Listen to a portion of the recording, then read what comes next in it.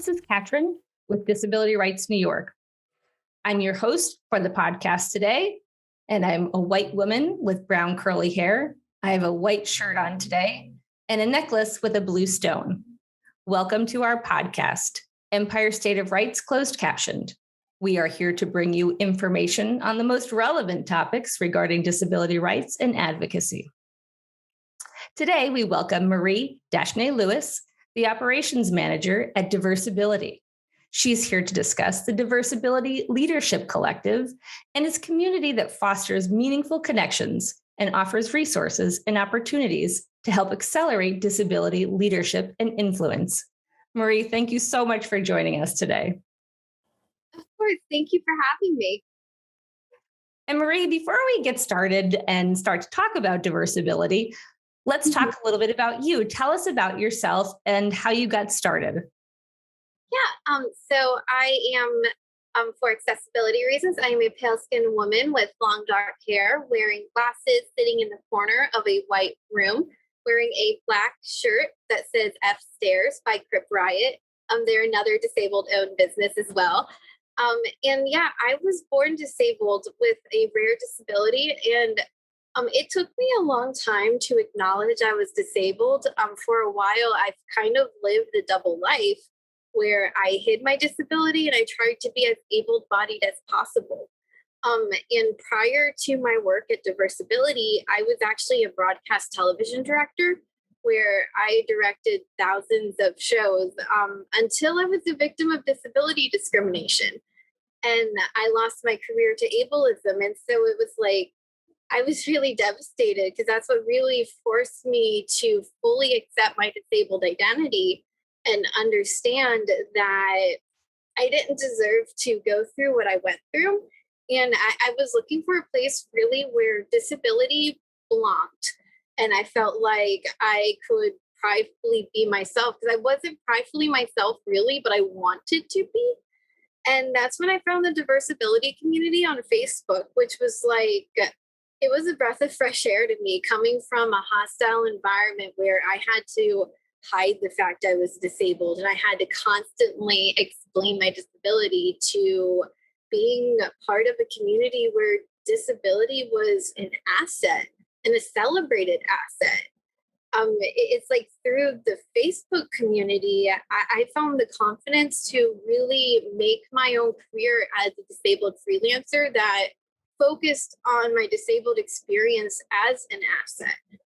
It led to me becoming an art activist and like being able to make art for disability rights, but also a community organizer. And then I eventually became a member of the Diversability team itself, which I'm very honored to be able to help other disabled creators find the confidence to make a career off of their disabled experience as well. Thank you so much for sharing all of that. I think the journey from one career to another in and of itself is always very interesting, but taking it from the perspective of your personal journey is really exceptional. So thank you for sharing that with us. And so let's start to talk about Diversability. You found it on Facebook. So let's talk about how it started, what its mission is, and with it having its start on social media, let's talk about how it's grown along with social media and maybe a little bit about how that may have influenced or helped with visibility. Oh, the origin story of Diversability is something that it's really empowering to me. Tiffany Yu, who is the founder of Diversability, she created it first as a student club in Georgetown. And at first, of course, back in 2009, when she created it, disability pride wasn't really a thing. People really, they didn't really believe in it as much, but she received a small grant from Georgetown to create Diversability. And that led to over 10 years of work that now employs over 10 disabled employees. We have close to 5,000 community members, over 6,000 followers. We have hundreds of events that we've held. And originally, Tiffany had it as in-person events. And so I believe it was in New York where they would just hold panels of disabled speakers, really elevating the disabled voice. And now with the evolution of, I guess, the virtual world, we're holding Diversability Unplugged events every month where we have a panel of, I believe it's like at least 4 disabled speakers. Sometimes we have more. But mostly 4 disabled speakers of various topics of where we're just basking in the glory of disabled excellence and really highlighting everything that someone disabled is capable of doing, because really we're always undermined. But Diversability has the mission of elevating disability pride through community and through visibility and through democratizing disabled voices, because not only is Diversability disabled owned, but it's also minority owned and woman owned. Tiffany is an Asian American. And so it's like one of our, like, we pride ourselves in making sure that we make sure that there are seats at the table for people who have never been invited to the table before. And if I could interrupt for 1 second. So I think it's, so in talking about the origin story, and you're right, it is exceptional. And so we talk about community and the in-person events, and now how, with the advent of Zoom, do you think that, of course, COVID-19 played a part in that, or were you already doing virtual unplugged events prior to that?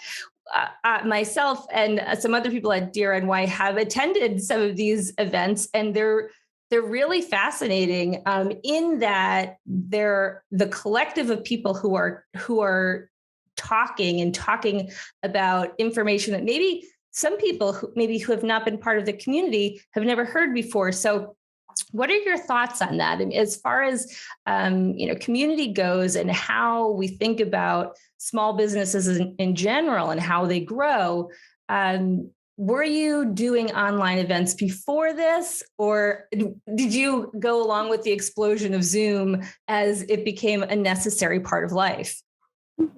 Yeah, I joined the team in 2021, so I wasn't part of the pre-COVID Diversability, but we had a virtual community on Facebook prior to COVID. But really, once COVID hit, that's when we were forced, I believe, to adapt with everything and create that virtual space. Because I'm pretty sure most of our events were the in-person networking events and the speaking engagements. So really, we were like everyone else who had to find a new way. And to me personally, it's a better way. It's more inclusive of people who couldn't travel, who can't be around people for whatever reason. The closed captioning, the ASL services, there's multiple factors that it makes it like the new normal a better normal, just because it's more adaptive and accessible to people who might not feel comfortable going to an in-person event, even if COVID never was a thing. I agree. It's a platform that has had to take into account closed captioning and being able to integrate sign language and even other language interpretation all simultaneously. So, part of that is that the technology has existed, right? It has been there all along, and now it's an end user norm, which is so interesting to think of every person that is using some type of online platform and how accessible it is. Certainly, there's still work to be done in that area. But you're right, being able to have people also from different countries, from all over this country, being able to join and share their experiences has changed the way community is formed. So I think that is, that's something that may have happened regardless, as you said. So let's talk about the Leadership Collective. You and I have spoken before, and I think we could probably talk all day about the things that your group is doing. But the Diversability Leadership Collective is just awesome in what it's doing. Talk to us about that and the purpose of it, and what is it providing to the community specifically? Yeah, the Diversability Leadership Collective is the first of its kind incubator type space for disabled excellence. And so it's a members only community that fosters meaningful connections with the intention of accelerating disabled excellence, whether that's through press opportunities, through getting speaking opportunities, through master classes, through networking engagements within the community, through paid job volunteer opportunities. It like is a curated space to really grow your thought leadership, your disabled advocacy resume. Like the opportunities in the Diversability Leadership Collective is something that I take a lot of pride in, honestly, because Tiffany did the numbers a couple weeks ago, and just in our time, we were created in August of 2021. That's when we launched the DLC. We have been able to get our members over $23,000 worth of paid opportunities. And it's like in a world that really devalues disabled experience. It's like not only does it devalue it, but a lot of patient expertise, we're just expected to give it away, just to volunteer our time, just to write articles for the sake of a byline. And it's like to be able to ensure that our community, they don't have to give away their expertise if they want to actually get paid for it. They can actually get paid for it, and seeing it work, it's something I can't even tell you, like knowing that we're helping people make a career when the world told them it wasn't possible before. That really is so cool. And as you said, we're talking about subject matter experts. This is their area of expertise within this, within the Leadership Collective, and any other subject matter expert that's part of their resume. That's what they're getting paid for. That's what they're being recruited for, and they're being compensated based on whether it's their amount of time in the field, and in this case, it's lifetime, more than likely. So. And that's a really great point to make. We talk about incubators and small business incubators and how the idea is to grow. Is there mentorship as part of this leadership group, and how does that work? Are you pairing people, or is it a little more spontaneous than that? It's like a peer support community that really, I feel like so many of us, we mentor each other just in our networking and in our community spaces. We hold bi-weekly mixers to where and peer support led by community members as well, to where we are able to not only like throw ideas off of each other, but really get that validation that we can't find other places. Like it's one thing having, people tell you you're doing good, or you should do this, or life's going to get better. But it's another thing having people who live through similar experiences and can be like, I really understand what you're going through, and I'm here to help you with whatever you need. Like, to see the collaboration that is in the community, like people asking for resume help. You'll see another person jump in and be like, well, I can do this for you. People asking for advice, for legal advice. Well, I can connect you to this person. It's like to have that peer support community that actually helps people grow, because they know what it's like to be judged and to be invalidated, to be minimized. I feel like as just my time in the Diversability Leadership Collective, I've grown so much as a mentor and as someone who's a mentee, because it's like we're all learning from each other and just gaining so much from having a space where we feel comfortable enough to share vulnerable experiences. Because it's like some of the stuff that's shared is vulnerability like none other. And that's where the truest strength can really come from, is having that safe place to where you can take back your power, from the things that you felt minimized from. Absolutely. And that's the true sense of community, right? I mean, especially when it's genuine, where this isn't something that was learned through any other platform. It's something that's learned experience because it's lived experience, and being able to share that, I can imagine, is invaluable. And so let's talk a little bit about some of the issues that you may have heard and that members are voicing and have been voicing since the collective started, like employment opportunities. And you've talked a little bit about ableism, and talk about disability and ableism and how that affects not only the members of the collective, but of the disability community. And we can talk about what other areas employers and recruiters really need to start doing a little more work on, because certainly there's a lot of work to still be done. Oh, yeah. It's like people don't understand that just because the ADA, the Americans with Disability Act, is in existence, that doesn't mean disability discrimination is not happening in the workplace. It happens so often, and oftentimes we don't even realize it's happening to us.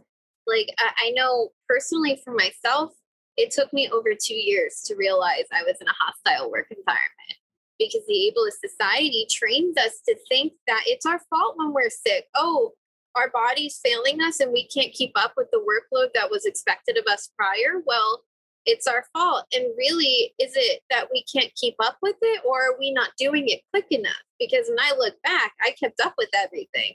I just did it in a different way that was not what my bosses wanted at the time. And it's like disability discrimination is so much more than we even really realize.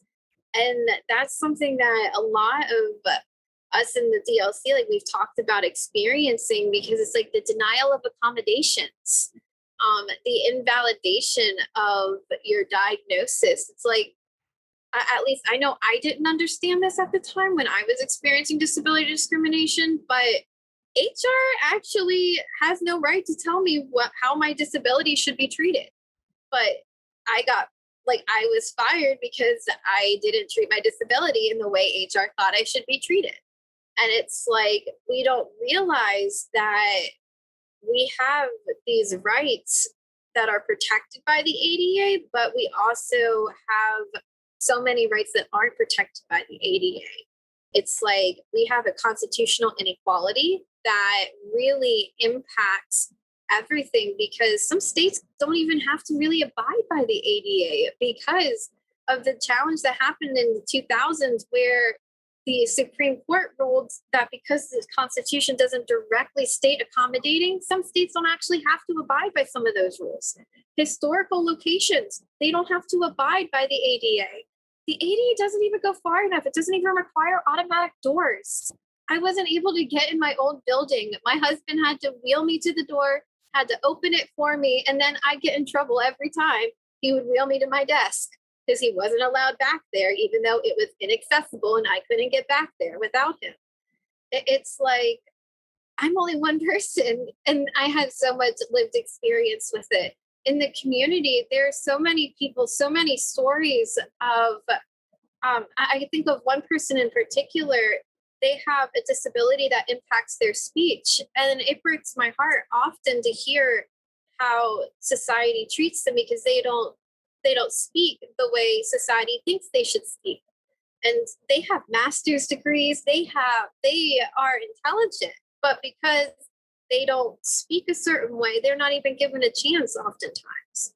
And it's like so many chronic illness, people with chronic illness in the workplace, they're often invalidated because they need to rest more, or their disability isn't visible.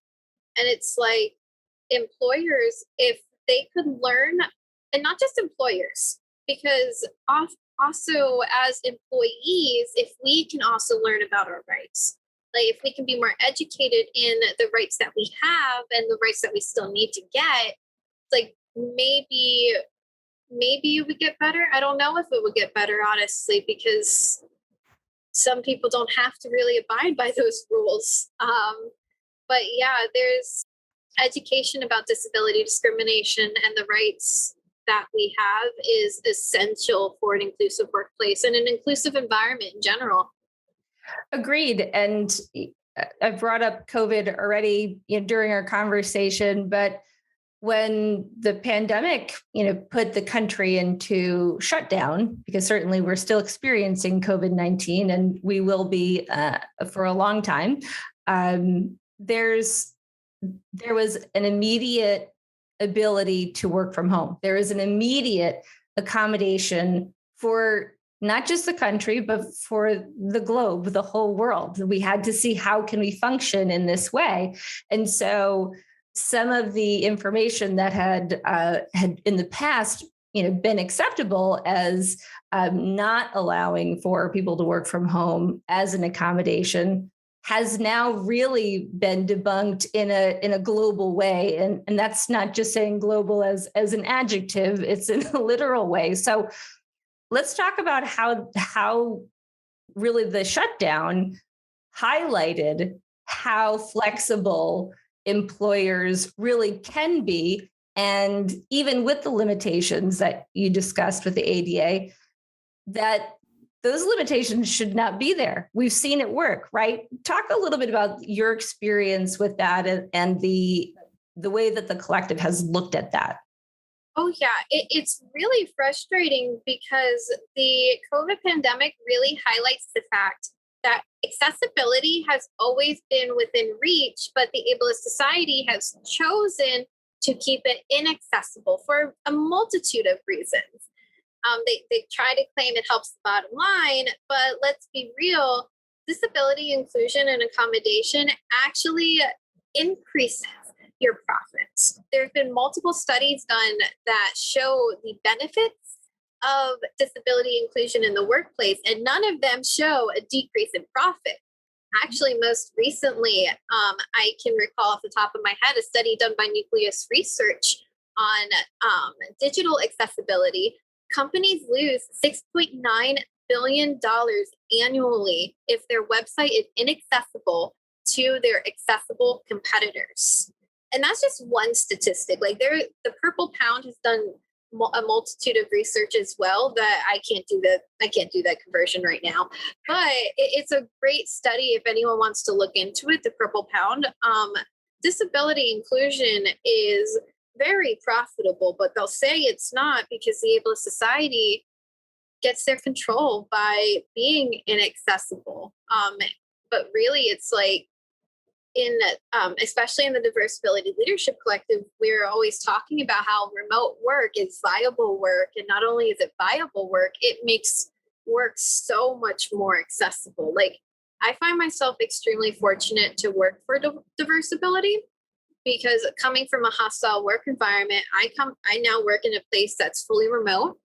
That not only is it remote, it's disabled owned and operated, and everyone on the team has a disability. And so it's like, there's an understanding of time and, like the spoon theory of like the energy and everything. It's like nothing, it's something like I've never experienced before. And Diversability is proof that this type of workplace works. Like Tiffany has been able to hire 10 people. It's amazing. And not only that, the community that we've been able to connect our members with opportunities that helps build their brand, their resume. Like we've gotten one person a scholarship for I believe it was $12,000. Another person had a couple $1,000 speaking engagement.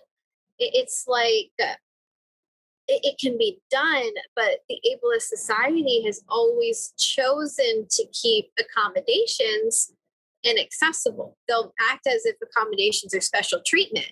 And it's like, there's nothing special about a medical necessity. It's a medical necessity in accommodation. And I'm like, the silver lining to me of the pandemic is the push for more access in multitudes of spaces, because we have the digital space with Zoom, we have the workspace with remote work. It's like, that's the silver lining to me is I really hope that we don't go backwards. Like my brother, he was working remote for the entire COVID pandemic because he works IT. And now they're forcing him to come back into the workspace for one day a week. And it's like, he can do his job outside of the workspace. Why are we going back? Like, we don't have to go back because it was the old normal. We can make this better. And that's the vibe in the community, is just advocating that remote work is an essential part of a diverse, inclusive workspace. Like, we can't tout ourselves as being diverse and inclusive if we're not actually actively making sure we have remote work and other workplace accessibility accommodations in place. Agreed. And that is just such a wonderful way to put it, that if you're not including remote work as part of your inclusion plan for your company, then you're really not all the way there. And you've talked about Tiffany, you've talked about some of the grants that you've been able to get, and these are huge successes. Are there any other success stories that you want to highlight, whether it's businesses or people who have participated as part of the collective, and what other opportunities are being offered? Just to get a little insight into what you're doing. Yeah. So there's a few members that I could definitely give shout outs to. Nico Meyering, he's been there from the very beginning, and he actually has created a scholarship called the Fraser Fund in honor of one of his old mentors who has sadly passed away. He has provided a monthly scholarship to pay for a month's membership for someone in the community. And so every month we have our community member, Nico Meyering, providing a membership for another advocate to really jumpstart their career.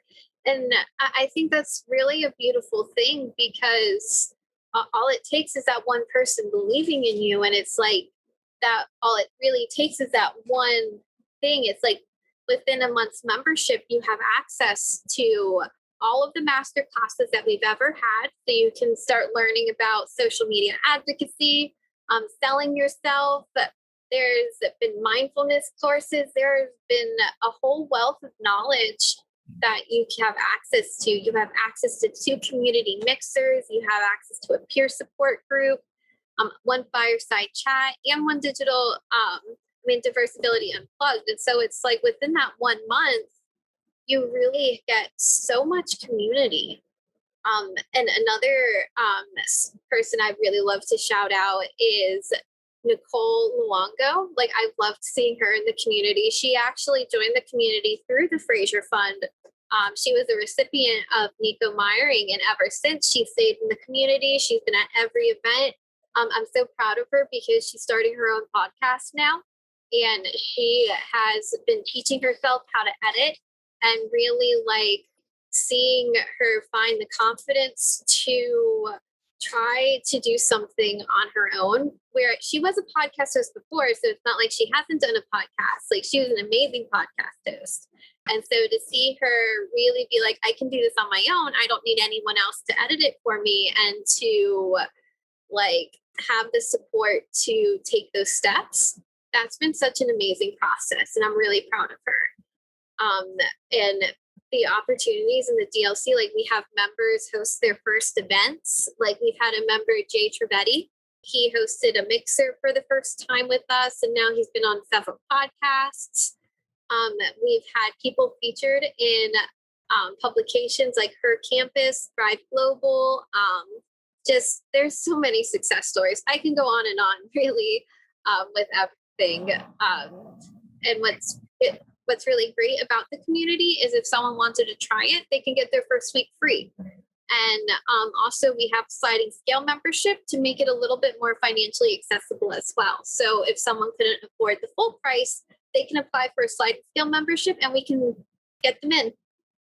That's great. I was just going to ask you about how someone can become a member. So it is a paid membership. And is there an application process? Is there a review process? Talk to us a little bit about what that looks like for someone who is interested in applying, and how they really get to be a part of this. Yeah, so you can head to https:// diversability.mn.co. That's diversability.mn.co. And that's where you can find the DLC that's right there. You can find sign up information. You can sign up through that page. You can apply for your sliding scale membership through that page. Like, you can find where to do that. If you're not applying for a sliding scale membership, you just join right away. And if you apply for a sliding scale membership, you fill out that application and we review it, and then we get you in. That's awesome. And so I know you have so many events coming up. And before we sign off, I would love to hear about the ones that are coming up soon. And of course, I want to also invite you to come back so we can hear more about what you're doing. Because like I said, I think we could probably talk all day. And so I know you have a couple that are coming up relatively soon. So let's talk about those and talk about how people can participate in them. In June, we're going to be highlighting Black Musician Month. And so I'm really excited about our Unplugged. We're doing a collaboration with Ramped for that. July is Power and Pride Celebration. So I'm really excited. I'm organizing 9 collaborative conversations in our Diversability Clubhouse. And so anyone can join the conversation with that. All they need is Clubhouse. And we have so much more coming up at the end of the year too. We have adaptive sports. We're going to be talking about disability employment. We're going to be talking about Web3. There's so much coming up, and it's just awesome too, because we can continue the conversations in our communities. So we have our Diversability Leadership Collective, and we also have our free Facebook community as well. It's not as curated as the DLC, but it's still a good way to dip your toes into the community if you wanted to see if disability pride or disability advocacy is something that you want to be a part of. I can't wait to check out all these links and all of the information. And we will certainly list all of these links in the description of the podcast. So everyone who's in our audience can find out more information about them. Marie, thank you so much for your time today. It is always great talking to you, and I cannot wait to speak to you again. Yeah, of course. Thank you for having me. It's always a pleasure. Empire State of Rights Closed Captioned has been brought to you by Disability Rights New York, your source for disability rights and advocacy. If you enjoyed our program, make sure to subscribe, like, and share this post. If there is a subject you would like us to discuss, please email podcast@drny.org or comment below. Tune in next Wednesday, where we'll bring you more information on disability rights in the state of New York. The closed captioned and ASL version of this podcast is available on our YouTube channel. To listen to more Empire State of Rights closed captioned, follow us on Apple Podcasts and Spotify.